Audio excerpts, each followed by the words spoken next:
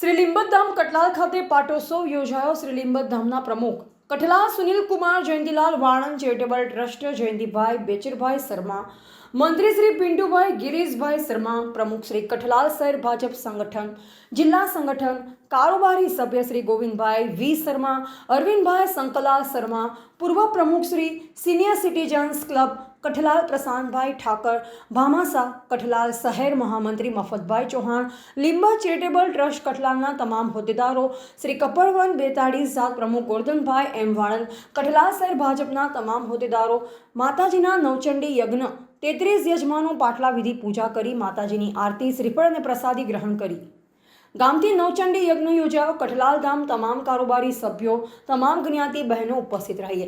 શ્રી કપડવંજ 42 જૂથના અધ્યક્ષ ચંદુભાઈ સોમેશ્વર શર્મા, વિઠ્ઠલદાસ પરિવાર દ્વારા ખૂબ જ નવચંડીમાં પરિવારે સહકાર આપ્યો।